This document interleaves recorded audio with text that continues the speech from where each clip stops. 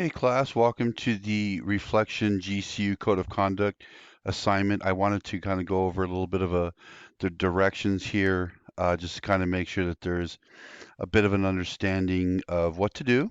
Okay, a lot of students, this is your first time, so hopefully this helps out. Obviously, patience and making sure that you understand what to do. But as you read through these directions, you're going to see throughout your program, if you're taking online classes, how there's usually some kind of outline on what to write your reflections on or essays on.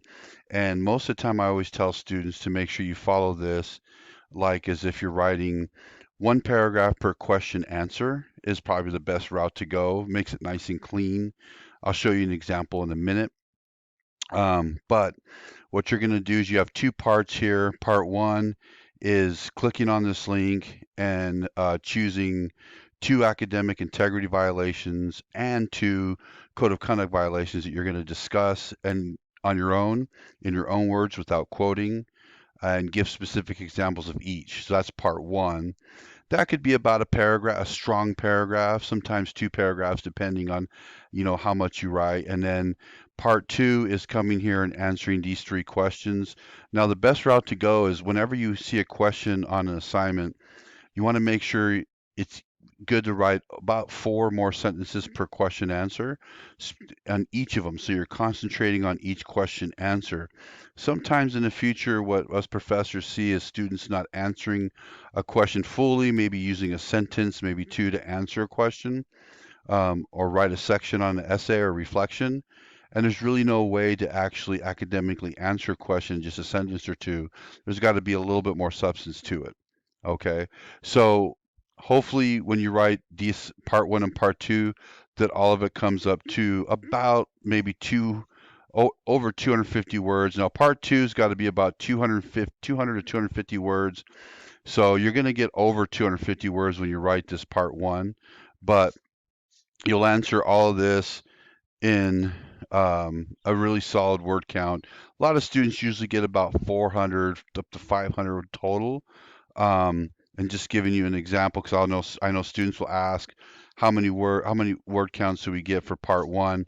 If you're answering by explaining two different academic integrity violations and two code of conduct violations and give examples, you're going to get well over four sentences, and it's going to be a real thorough section, so it's going to be okay.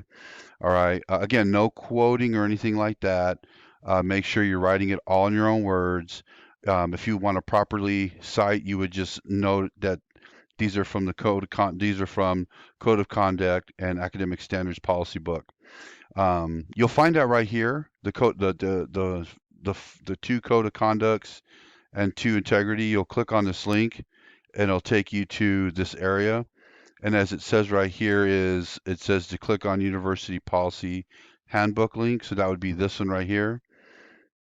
And then it would take you to this book right here where you'd be able to go find all the different things that you need. You have to search for it though, but you'll find it. You'll find the different violations and the different things that you'll need uh, to do to complete this assignment.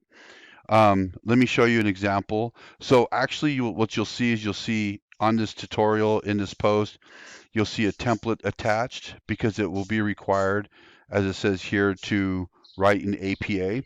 I'm going to give you the template here in the post so that you have it, and so it's available to you.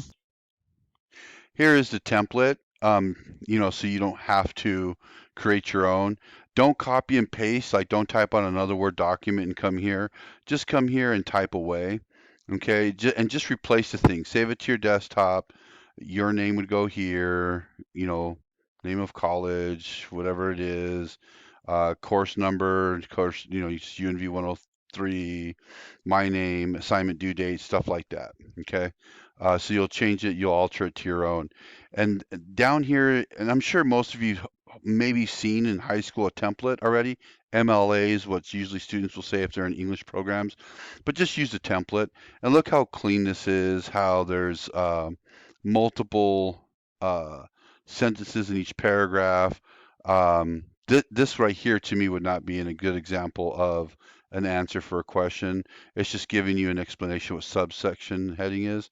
But if you look how clean it is, how there's tight paragraphs, multiple sentences, your answer should look like this when you do it. Okay, you don't write the question out and then answer it. Just write it like as if it is an essay, but technically this is a reflection. So um, you can just sit there, like I said, when it comes to answering the questions, according to the Code of Conduct Policy Handbook, the two violations, blah, blah, blah. So that gives credit. Okay. And just make sure, like I said, it looks nice and neat and tight right here.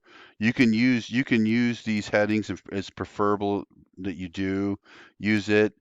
Get creative with it. Whatever question you're answering, come up with a heading. Don't use a question, like, you can just put, plagiarism when you're answering a plagiarism question, if you want to. So then I know you're talking about plagiarism. And of course, there I am with misspelling words. So it's a good example of taking your time writing and correcting with using autocorrect or using spell check. So that's kind of good. I made that mistake. So yeah, if you can do that and then just submit. So if you have any questions about this tutorial, please let me know.